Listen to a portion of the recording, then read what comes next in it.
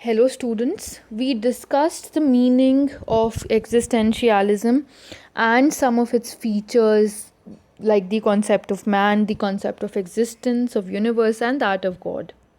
Now we are going to discuss it into further detail.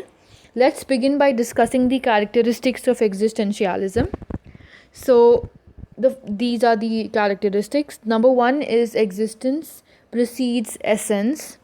So, this philosophy begins from man, but from man as existent rather than man being a thinking subject having a definite nature or essence. So, basically, it says that man first exists and encounters himself and later defines himself. Secondly, importance of subjectivity is given. Man's freedom is seen as the basic feature that is unfettered and unrestrained. There's criticism of idealism, there's criticism of naturalism, and also of specific scientific nature. The scientific culture is also criticized. Lastly, attention on human weakness and security is discussed. Principles of existentialism include the concept of authenticity, existential angst, and the intrinsic absurdity of the world. Now, in terms of education, which is our area of expertise, according to this philosophy, education should impart knowledge and the human condition and the choices that each person has to make in the students. Education for them is a continuous process of developing consciousness about the freedom to choose the meaning of one's responsibility. The aims of education under existentialism are to develop the authentic self of the child, to assist in the development of self realization in the child, to prepare child to face tragic situations of life, to develop unique personality, to inculcate choice making power in students, and to prepare child for social adjustment. Lastly, to develop sense of responsibility in the child. Let's discuss the impact of existentialism on education now. We'll begin with curriculum. Realization of self forms is a part of their curriculum. Self examination and not social obedience is the first lesson.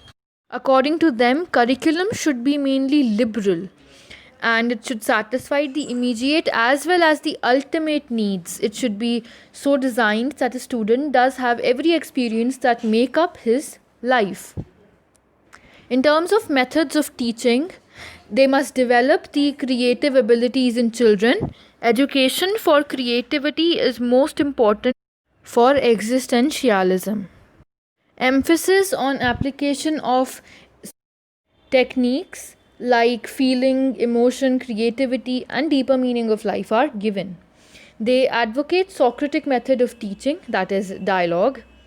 In terms of existentialism and teacher, the teacher creates an educational situation in which the student may establish contact with himself, become conscious of it, and achieve self-realization. This requires existential approach in the teacher himself. He should also have an experience of self-realization so that he may be capable of guiding the students in this process. In terms of discipline, students should feel completely free for realizing his self under the guidance of the teacher. The students should try to realize his self through introversion. The student accepts the discipline prescribed by teacher and does not become irresponsible. The purpose of freedom given to him should be to enable him to effect the full development of his individuality. In terms of existentialism and school, it focuses on the individual seeking out a personal understanding of the world. Through this interpretation, each individual characterizes for himself or herself the concepts of reality, truth, goodness, and as a result, schools exist to aid children in knowing themselves and their place in society. In existential school, men's non rational, that is, aesthetic, moral, and emotional self are more evident than his scientific rational self. Existentialists are more interested in developing this effective side of man, his capability or capacity to love, to appreciate, and to respond emotionally to the world around him. The aim of school should be to nurture self discipline and cultivate self evaluation according to them. They argue that continued pedagogical and psychological experimentation will avail nothing if the child is not reared in a humanizing school. The school should thus provide an atmosphere where individuals develop in a healthy way. It is a primary place for having experience with life, since existentialism, almost as much as pragmatism, rejects the spectator's theory of knowledge. So, schools should try to immerse their students in life and should be a forum where students are able to engage in dialogue with other students and teachers to help them clarify their progress towards self fulfillment. Democratic ideals should pervade in school according to them. It should be the democracy of unique individuals who value differences and respect one another. Self government, pupil participation in planning, and encouragement of a free atmosphere characterize the school. Mechanism and impersonality should be neutralized, and computerization of students' timetables and work programs and the use of programmed instruction, teaching machines, and other equipment tend to decrease the personal contact between teachers and pupils, or so do the existentialists believe. This impersonality is a hazard to the individual development and growth of the child's personality, and therefore, concern and respect for the individual student should be a feature of the school, according to them. Now, its implications on education. So, implications of existentialism on education are, for say, number one, the most important aim in education is to become a human person as one who lives and makes decisions about what he will do and be. So knowing is the sense of knowing oneself. Social relationship and biological development are all part of this becoming.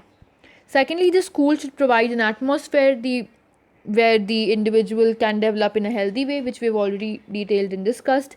The aim of school task should be to nurture self-discipline, and so it prescribes the relationship between teacher and student. The teacher is the foreground and is the center of attention.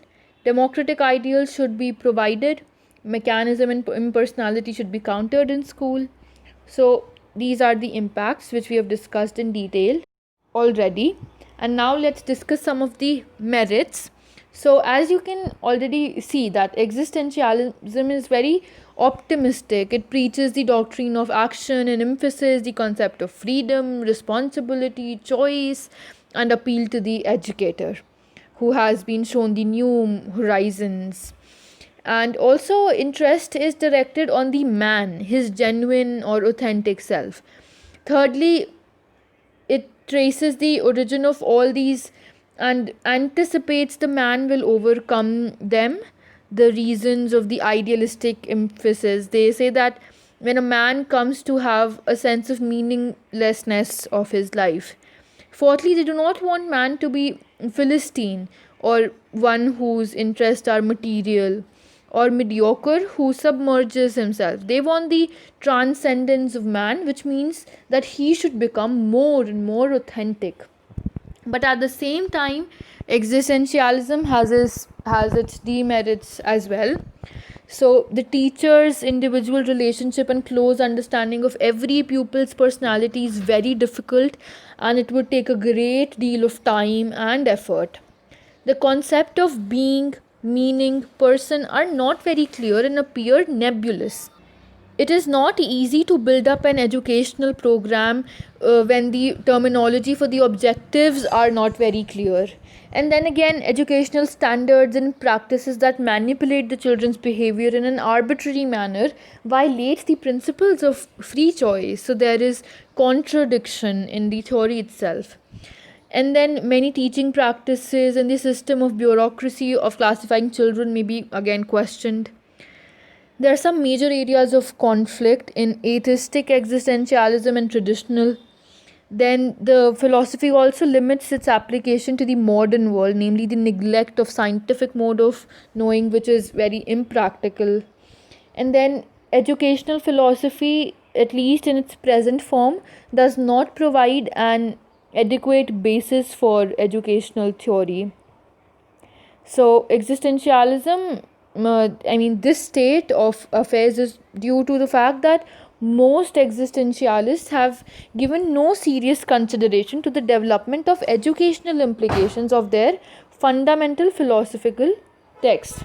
And thus, we complete existentialism.